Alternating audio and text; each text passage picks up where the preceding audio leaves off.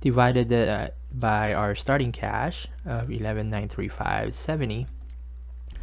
That gave us a percentage.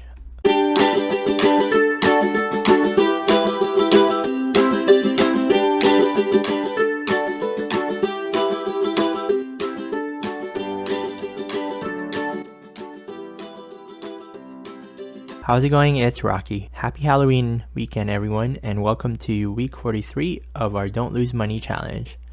Essentially, every Friday, I release content on my experience trading the micro E-mini futures, specifically the Dow Jones Industrial Average. Happy to announce that we are ending the week positive, and this is the 14th straight green week that we have, and we're ending the week at a total of $301.88. It was pretty consistent for most of the week. I just had a little bit of a screw up on Wednesday, a bit of a mark-to-market loss there, but I was able to recover it on Thursday and Friday to give us a positive week. Now here is just a high-level summary of the trades that we did for the week. We just did 3 trades, and most of these were done during the Globex market, because that's when I have the time to actually do some trading. And essentially there's, this is trade number 1, which is a long position, trade number 2, which was a short position, and trade number 3, which was another long position and a quite long duration trade. For this first trade, we had a net profit of $108.64. That's after commissions and fees. Our second one was a short, and we had a net profit of $86.46. And then on this final trade here, which consisted of a total of 8 contracts, you can see I did a lot of average down on it. On this long position, I did have a net profit of $106.78. Now here's our account statement. For transparency, I show this, and essentially I measure my success through my cash balance. And this is basically from Sunday, October 24th to today, Friday, October 29th. And if we look at the description here, you can see that I withdrew $1,000 in the beginning of the week because I had thought that I needed money, and I screwed up on my budget for the week, or really for the month. But I realized that I actually did not need that money, so I deposited it right back here. So, we can continue the growth of our portfolio. And basically our ending cash for the week was $12,237.58. And since we did deposit and withdraw, and that's a net zero, we can just subtract our starting cash balance of $11,935.70. So that's what gave us the total this week, $301.88. And for a 9 to 5 40-hour week, then you would have had an hourly rate of $7.54. But the statistic that now that I'm measuring myself in really is our percentage. So with our $301.88 divided by our starting cash of 11,935.70, that gave us a percentage of 2.53%. So a bit short of our 10% target, but quite happy still with our consistency and progress in growing this small account. Instead of going through some of my trades this week, I figured I'd show you essentially what I do in the evenings to study per se. This is what I do to pretty much validate the strategy that I have and also to improve on it. And what I'm showing in the chart here is the Nasdaq MNQ. As you know, I don't trade the Nasdaq, I trade the Dow Jones Industrial Average. But since it's been, growing like crazy this week, I figured I'd use it as an example. So what I have on the chart here has a time frame from October 24th, Sunday, to tomorrow, or rather Saturday, October 30th. So I have both the time-based chart on the left and a tick-based chart on the right. And basically what I like to do is I just try to look for either a nice run-up or a nice run-down. And from there, I draw vertical lines to essentially analyze what's going on. So I'll go through the entire week, and I'm gonna basically draw the lines that makes the most sense to me and try to study from it. So I'm hoping that with this type of method, it gives you an idea of how you should be testing out your strategy. Of course, you could do it automatically, but to me, there's nothing better than just learning it step by step, very slowly, to get your confidence going. So here are two examples that I'll talk about here. Again, you can refer to this as hindsight trading, but really, like what I mentioned, it's what I do to boost my confidence and really just validate the strategy that I am using. So these two trades here are both long positions, and they occur during the Globex market. So just to prove to you that it's lower during the Globex, but you can definitely still earn some money. So with this Nasdaq position here, if we look at this vertical line, you can see that I would have waited until we were on the overbought side on the stochastic RSI, and on the MACD, this was after a crossover and it's starting to diverge.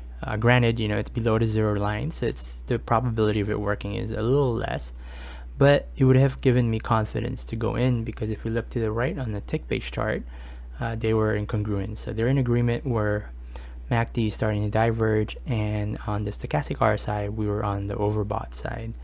So essentially with this one, I'm going to bring the calculator just to give you an idea how much we would have made if we did make this trade. So let's just say our entry, ideally bottom of that candle there on the body, 13,314, and then we would have exited 13,336.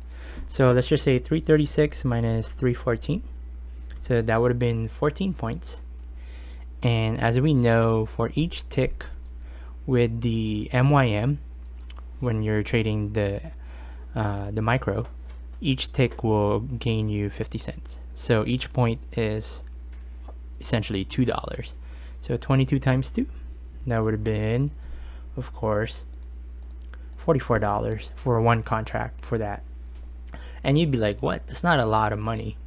But keep in mind that, for a lot of the people who trade the futures, they usually trade the E-mini.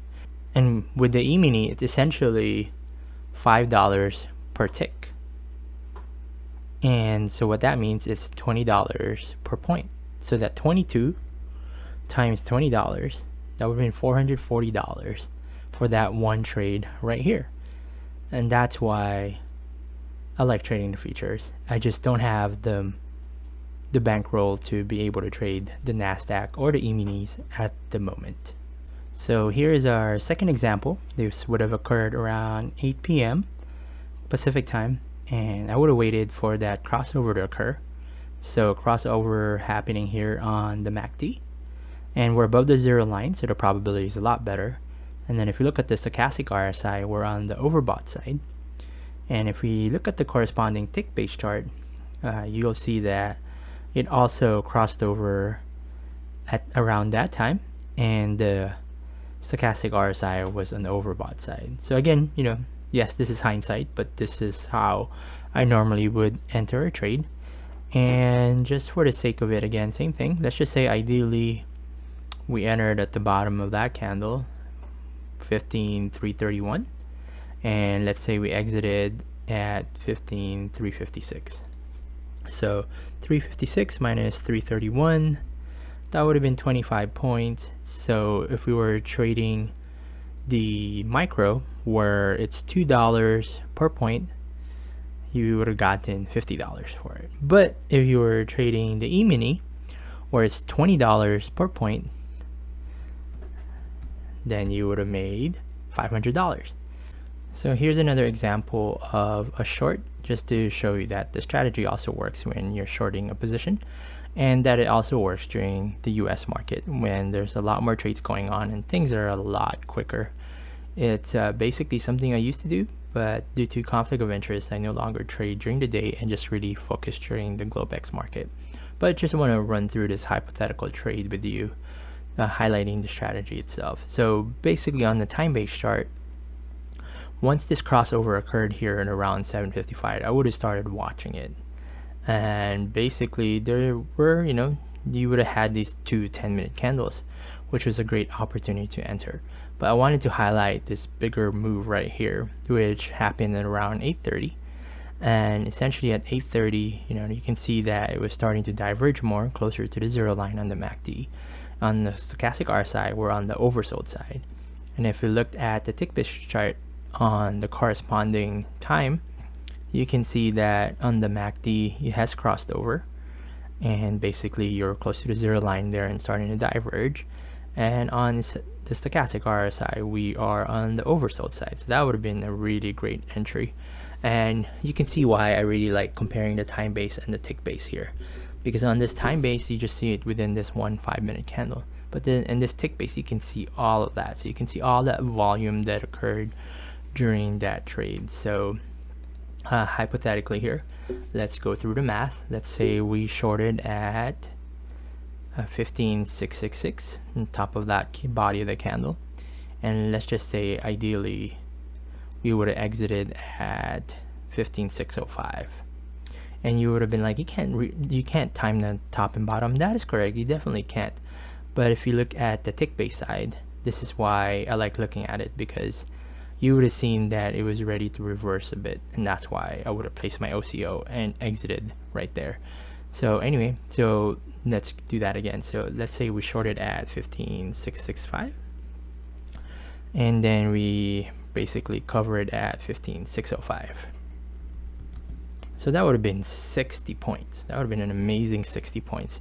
And if you were trading one micro, where essentially 1 point is equals to $2, then you would have made $120. That's pretty good.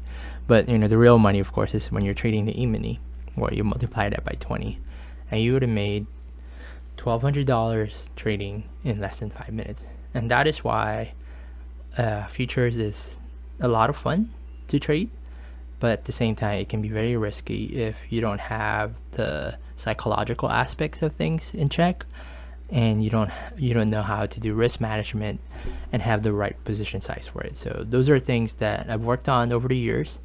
Definitely blew up my account mid of this year, and that's why I'm only trading the micro, but really looking forward to being back on the E-mini again. Anyway, that's our content for the week. Hope you enjoyed what I discussed here. Hopefully, really, I'm focusing more on the habits to be a better trader.